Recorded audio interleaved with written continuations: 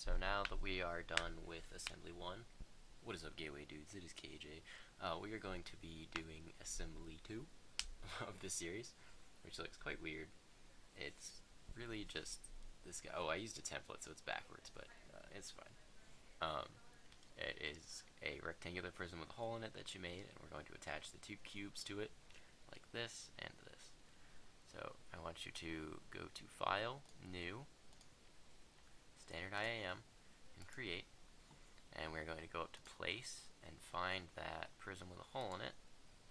Open that, and then we are going to right click and place that grounded at the origin here. So hit OK, and now we are going to find, spoiler.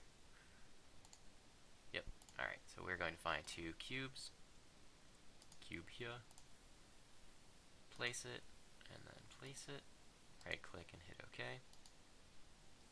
And then we are going to attach this guy to this side here, and this guy to this side here.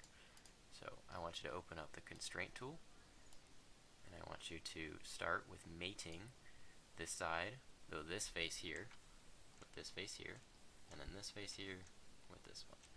So we'll go ahead and click here and here, smack those together, hit apply, and then here and here, hit apply. So now all we have to do is make them flush so they look pretty. So I want this guy to be flush here, apply, these two top faces to be flush, and then I want this guy flush and flush there. Oops, I did that wrong. Oops. I want him to be flush like this. Well, sorry, mated here and here. Very good. And that should match our drawing if I did it correctly. Yep. Nice. Alright. For you guys, it will look like this. Very cool. Go ahead and file, save as, and take a screenshot. Name it assembly 2, if possible. Apparently this is making me say assembly 8, but that's not right.